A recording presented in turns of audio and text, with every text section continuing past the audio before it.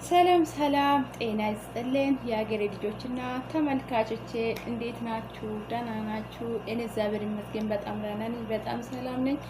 ዛሬ ያደረሰኝ ክብር ምስጋና ለእሱ ይሁን ያልኩት ዛሬ መጥቻለሁ። ቤተሰቦች ሁሉ ጊዜ በጣም አመሰግናለሁ ስለምታበረታቱኝ፣ ከጎኔ ስለምትቆሙ፣ ወደፊት እንዲጓዝ ስላደረጋችሁ ከልብ በጣም አድርጌ አመሰግናለሁ። ቪዲዮ እስከ መጨረሻ እያያችሁ እና ሰብስክራይብ እና ጥሩ ኮሜንት ላይክ እያደረጋችሁ አበረታቱኝ እላለሁ። ዛሬ ደግሞ ያጋጠማት የባል ትዳር ባልና ሚስት ማላችን ደግሞ ሰራተኛ ምን እንዳጋጠማት ጉድ ትሰማላችሁ ማለት ነው። እና ቤተሰቦች ይሄን ታሪክ እንነገራችሁ በቃ አይደለም ትስቃላችሁ ብዬ አስባለሁ። በነገራችሁ እኔ ሳኩት ግን እናንተ ትስቃላችሁ ብዬ ስላሰብኩ ነው። እና በጣም ተጫዋች ነው። የሆነ ነገር ዋሽተን መቼም የማይቀር ነገር ነው። ውሸት መቼም መቃብር የለም፣ አንድ ቀን መውጣቱ አይቀርምና አንድ ቀን ምን ያጋጥማችኋል መሰላችሁ? ባሏ ስራ ነበረና ሚስቷ ደግሞ ቤት ነበረች። ከዛ በኋላ ስጋ ገዝታ ቤት ውስጥ ስጋ ትሰራለች። ስጋ ይማል አይደለም፣ ወጥም ይሁን የተለያየ ነገሮች ይሰራል አይደለም፣ ከስጋ ማለት ነው። እና ስጋ ከገባ ማለት ከሱ ገዝታ ስጋም ትሰራለች ማለት ነው። ከዛ በኋላ ባልየው ሲመጣ ይሄ ስጋ ከኬት ነው የገዛሽ ስላት እና የካይከለ ሱቅ ነው የገዛሁት ብላ ትናገራለች። እንዴት እንደዛ ታድርጋለሽ?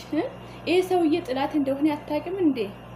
ለምንድን ነው ከጥላት ስጋ ገዝተሽ የኛ ምታበይ ብሎ ይናደዳል። ከዛ በኋላ ምን ችግር አለ? ይሄ እንደዛ አይነት ባህር እኮ የለም ምናምን ብሎ ይናገራታል ማለት ነው። ከዛ በኋላ ሲናገራታ ምን ፈጸመ መሰላችሁ? ይሄማ መርዝ ሊኖር ይችላል ብሎ ፈራማት። ባልዮ በጣም ፈራ ማለት አለ አይደል? የሰውየማ የኛ ሊጎዳም ሊሆን ይችላል የሆነ መርዝ ጨምሮ ምናምን ነገር ይሆናል ብሎ ፈራ። ከዛ በኋላ ምንድነው ያደረጉት? ሚስቷ የሰራችው ስጋ ማለት ነው አንስቶ ለውሻ ይሰጣል ማለት ነው። ከውሻ ሲሰጣ ውሻ በላ። ከዛ በኋላ ውሻ በጭራሽ አልሞተም። ከዛ እና ከውሻ ለውሻ ሲሰጡ ውሻ አልሞተም።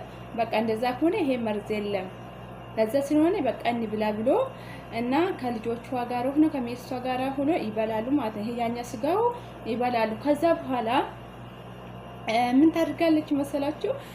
ሰራተኛው ምን ታደርጋለች? ስሟን ጠርቷ ማለት ነው። ስሟን ጠርታ እንደዛ እኮ ውሻ ሞቷል ምናምን ብላ ስትናገር እዛ በቃ ደነገጡ ባሉና ሚስቱ ማለት ነው። እና እዛ ደነገጡት። በቃ ውሻ ከሞተች እኛ እንሞታለን በቃ በሉ አይደለም ምግቡ ማለት ነው። ስለበሉ እኛ እንሞታለን ብለው በፍርሃት በቃ የት እንዲገቡ በቃ ረሱት ማለት ነው። ከዛ በኋላ ባልዮ ምን አለ መሰላቸው? ይሄ በቃ እኛ ቁርጣችን መሞታችን ነው። አንቺም ትሞቻለሽ፣ እኛም እንሞታለን፣ ልጆቻችን ይሞታሉ። ለዛ ስለሆነ አንድ ነገር ያጠፋሁት ነገር አለ ብሎ ይናገራታል።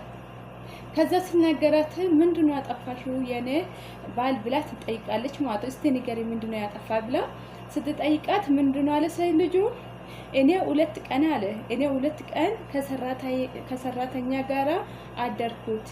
ለዛ ስለሆነ በቃ አለ አይደለም በቃ ይቅር በይኝ፣ ይሄ ነገር ስላደረኩት በጣም ይቅርታ አድርግኝ ብሎ ሚስቷን ጠይቃታል ማለት ነው።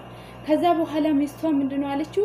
እኔ መሞቴ ስላልቀረው እኔ ያጠፋሁት ነገር ላንተ ነገር ብላ ትናገራለች። ምንድነው የተናገረች? እሷ ደግሞ የኛ 2 ልጆች አለች። 2 ልጆች አሉ ከማላችሁ 2 ልጆች አሉ።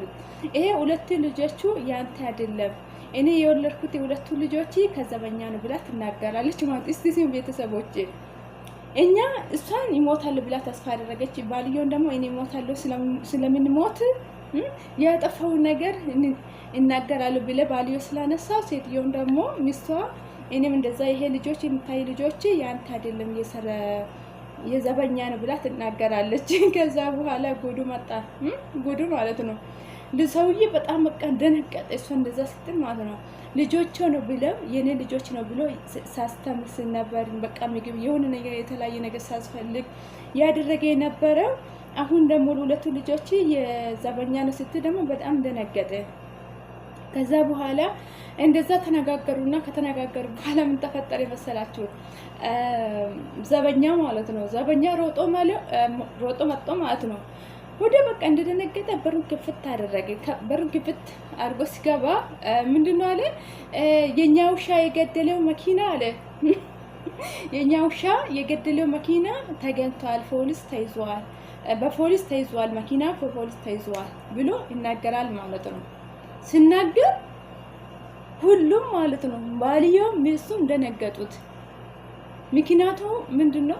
ውሻ የሞተው በመኪና ነበረ። በመኪና አደጋ ነው፣ መንገድ ላይ ስትወጣ በመኪና አደጋ ነው ውሻ የሞተችው እንጂ ውሻ ይሄ ስጋ በልታ ወይ ስጋ የበላችው ስጋ አይደለም የገደላት። ለካ መኪና ነው፣ ይሄ መኪና አደጋ ነው ይሄ ነገር የተፈጸመ ማለት ነው።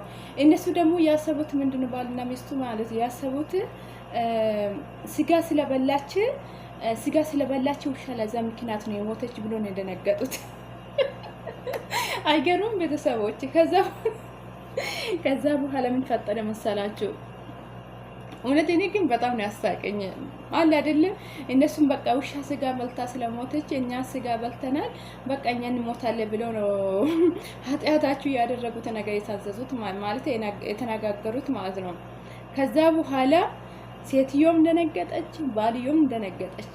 እነሱም በቃ አሁን በምሳሌ ባልዮም አልሞትም ሴትዮም አልሞትም ማለት መርዝ ስጋ ላይ ምንም ነገር የለም፣ ግን ውሻ የሞተችው በመኪና አደጋ ነው። ለዛ ስለሆነ ስጋ ምንም ነገር የለም ማለት ያለ አይደለም፣ ምንም መርዝ የለውም ማለት ነው።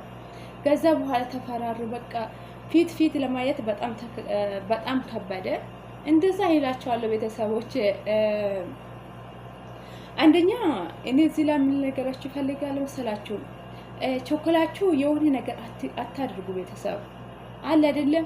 ቾኮላት በቾኮላ ማለት ነው የሆነ በትንሽ ነገር ወሬ ሰምታችሁ ማለት በወሬ ምክንያት የሆነ ነገር ለመደረግ ወይስ የሆነ ነገር ለመወሰን ለውሳኔ አትሮጡ ቤተሰቦች። መጀመሪያ ተረጋጉ ቤተሰቦች፣ ተረጋጉና የሚሆነው ነገር ግዴታ ማየት ነው እንጂ በቃ በቾኮላ የሆነ ነገር ከምታደርጉ በቃ ቀስ በሉ ቤተሰቦች። በቃ የተረጋገ መንፈስ ይኖራችሁ እሺ ቤተሰብ። የሚፈስ በቃ አለ አይደለም ቤተሰቦች።